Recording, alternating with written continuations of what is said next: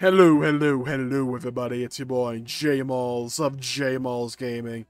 Here today, we got a Xenoblade 3 theory video. Was I wrong? I think I was. I will own that. I think I was wrong. Because now I have more information to go with. I can, admit I was wrong about some things. Because about a week ago, I had a video uploaded. That's still uploading, I'm pretty sure. Unless, something out of my hands changed about it. Where I predicted what I thought the Xenoblade 3 DLC was going to be about. In that video, I said it could be either a story about the creation of Origin, which I thought was unlikely. It could be about the Founders, which was a popular theory going around the community at the time.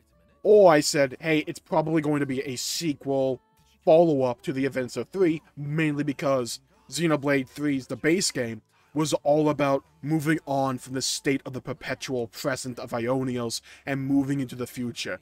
So kind of rehashing Ionios just felt counterintuitive to the theme of Xenoblade 3.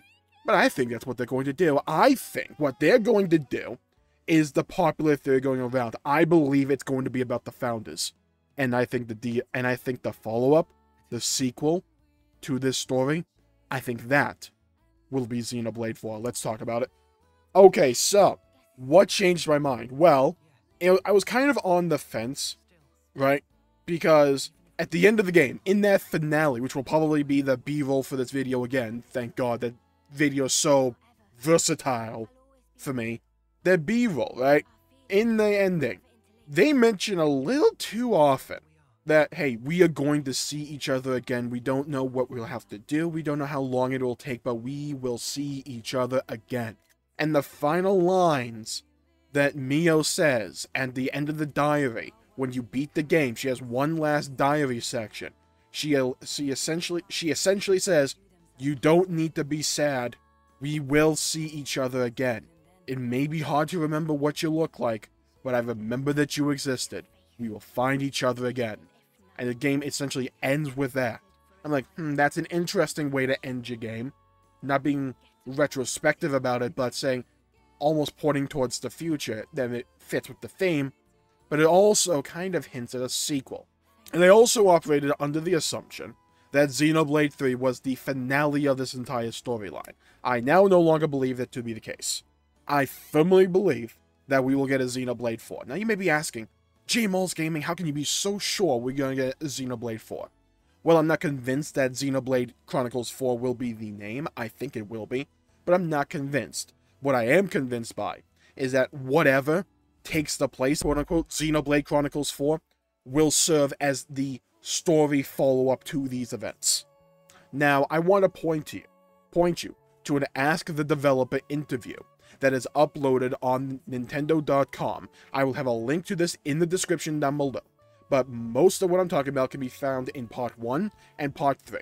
And I'm going to put in little blurbs from that interview in this video right freaking now, so I know it's at the 4-minute mark, so when I'm editing this, I can put it in accordingly, yeah? We call that a little bit of synergy around here. Yeah, a little bit of forethought, a little bit of planning, a little bit of practicality. Now that I went on that diatribe and kind of ruined my timing, it's going to be around here. So there's two main questions I want to point out here. And that is the interviewer asked the question, if the setting of this title is linked to the first and second entries, does that mean that the story continues through all 3 titles? I'm pretty sure this interview was conducted before the game came out, by the way. And Takahashi, he said, no, the stories of 1, 2, and 3 all stand alone. Although some elements and designs from 1 and 2 will appear in this 3rd entry here and there, which they did a lot, there is no need to have played the first and second games to understand the story or how to play, which I would agree with. I felt the way they handled that was very well. You didn't need the knowledge of 1 and 2 to understand or enjoy 3. It helped a lot, but you didn't need that. However, since this is a series of works, the underlying theme is consistent, and in each case, the story unfolds based on, quote, the relationship between foreign things, end quote. Also, I used the word culmination earlier, which what I've seen, a lot of people that are skeptical about a potential Xenoblade 4 have pointed to his use of the word culmination. I would disagree, mainly because he clarifies it here.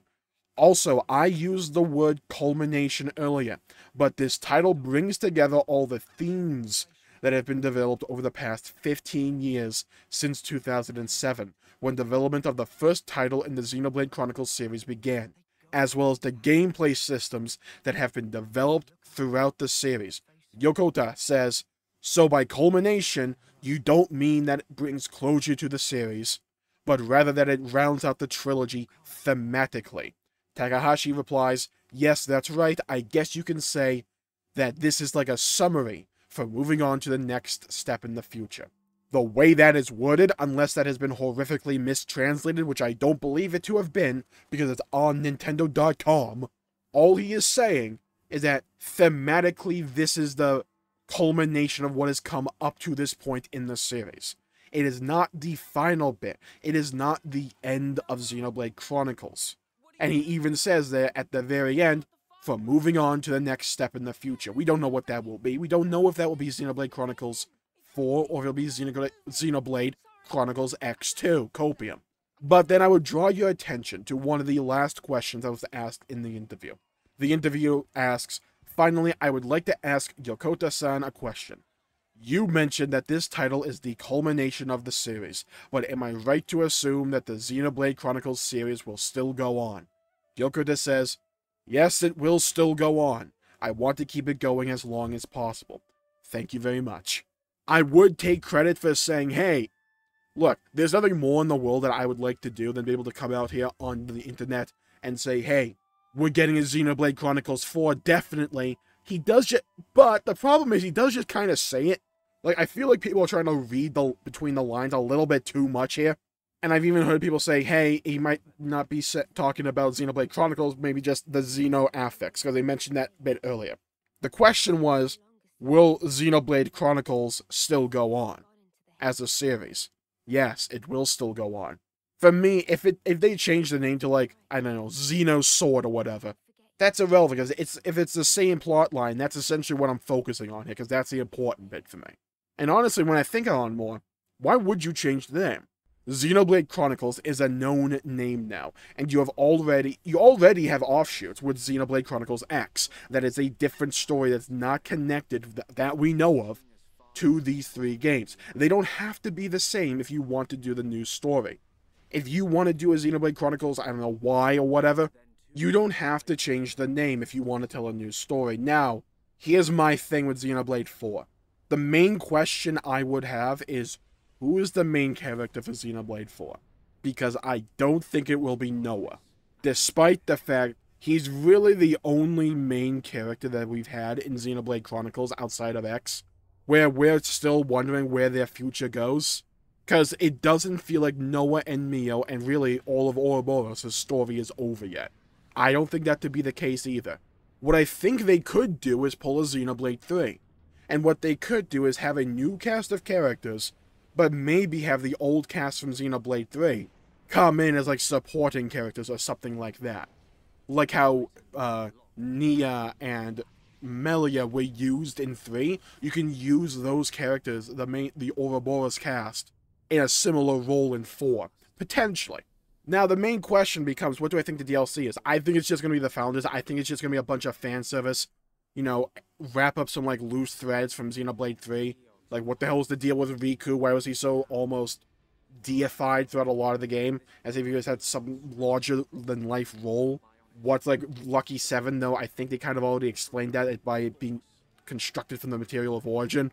Like, you just tell the story of the Founders, and the way you do that is you do a ton of fan service, essentially. Look, I just want to play as Rex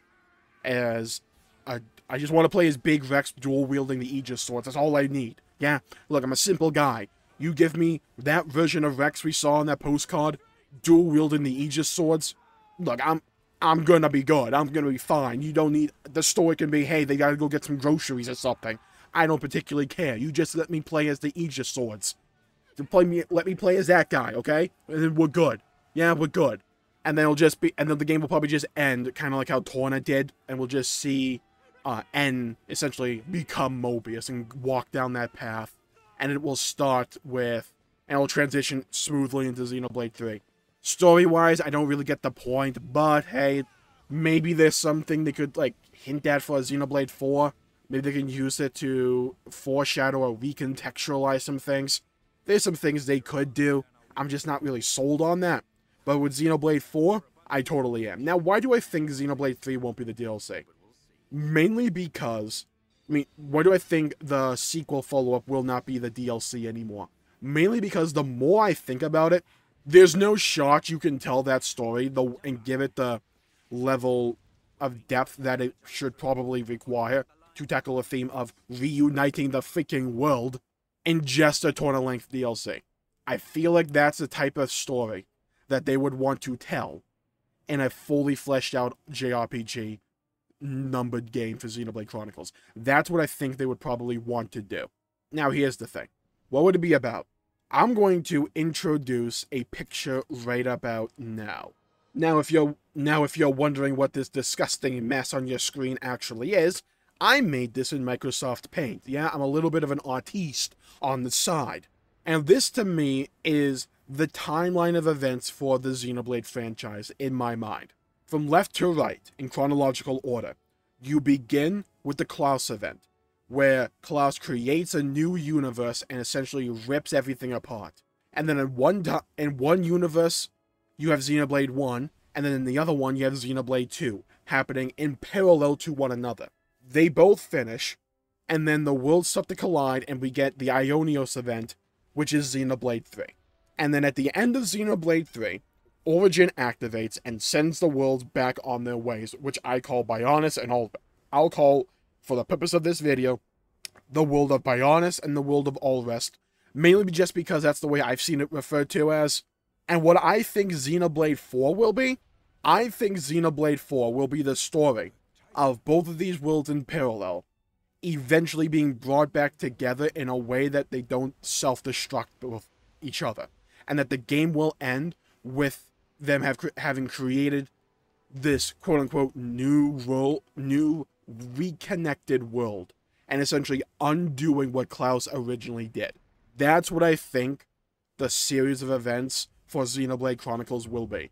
To me, if that's how Xenoblade 4 tackles the game, unless they really want to extend this and have, hey, let's do a Xenoblade 4, 5, and 6, so Bionis would be like Xenoblade 4, all the rest would be Xenoblade 5, and then Xenoblade 6 with them coming back together again. I don't think they're gonna do that, because I'll be in a freaking nursing home by the time we get Xenoblade 6 in that case. If they do this, to me, it's kind of poetic how the series would end. How you start with the Klaus event splitting the worlds apart, you develop each of those worlds, they try and reunite, but hey, it wasn't how it was meant to be. It would have only bred destruction. This wasn't the way it was supposed to be. This is a false reality. They go back on their way, you move into the future, an unknown future, and then you put the time and the effort in to reunite the worlds the way they were meant to be. You do it right. That is how I think Xenoblade 4 will go. It will be, and I think something cool they could do, right, is tell a bisected story and have a bit of it happen in each world, and maybe have some kind of gameplay mechanic where we're swapping worlds. I think that could be pretty cool. I don't know. We're really speculating because Xenoblade 3 only came out like a couple months ago, let's be honest here. But there's so much that they could do here. But what I do believe to be the case is that we will get a Xenoblade 4 and that will be the follow-up. Just because if my theory is correct and that the follow-up to Xenoblade 3 will deal with reconnecting the world, I don't see how you don't just make that a main game. And it's such a massive piece of the story. I don't see how you wouldn't make that a dedicated game and that you would just relegate it to DLC. I just don't see that being the case. I see it being a full game. So those are my thoughts. Xenoblade 3 was a thematic culmination of the series up to this point. It's a culmination, not a finale. The story must go on. I don't believe that Monolith would end things the way they did with 3. I just don't think they would. So yeah, though that is what I think we will get. I think the DLC will be about the founders. Maybe they have something up their sleeve they want to tell us with that DLC, unless it's just fan service. That doesn't really strike me as Monolith's way. They probably have some kind of story or some kind of recontextualization that they want to tell, in which case I'll be open to it. But I do think that the follow-up that a lot of people in my comments have been anticipating with Xenoblade 3, at least getting, I think that will be Xenoblade 4, not the DLC anymore. So I am altering my theory, if you will. No longer do I believe it to be the DLC. I think it'll be a dedicated Xenoblade 4. And I think, honestly, that's better. Because it'll give it more time to tell that story. Because that's a massive theme of bringing these two quote-unquote foreign entities together again. Because they even say it in the interview. That is one of the central themes of Xenoblade in general, especially with Xenoblade 3. It was bringing these foreign things together as one. And it didn't work with Xenoblade 3. It didn't, because the worlds were going to self-destruct, and they were stuck in the perpetual. Now you have to move into the future. But this is the future you have to be able to create with your own hands. Now, whether or not we will succeed in Xenoblade 4 in reuniting the worlds, maybe we'll have to have some kind of sacrifice. I don't know. It's possible. Anything is up in the air at that point. I'm not promising a happy ending. I just don't think that Xenoblade 3 is the ending. That's my thing. So, thank you all for tuning in. My pleasure for making the video. If you enjoyed it, please leave a comment down below with your theories for what Xenoblade 3's DLC will entail. And do you think that we will be getting a Xenoblade 4 down the pipeline? Let me know. And while you're down there, please leave a like and subscribe. It really helps the channel out and helps support future content. And I greatly appreciate it. Stay safe, everybody. Have a great day. And I'll see you all next time. Bye-bye, everybody.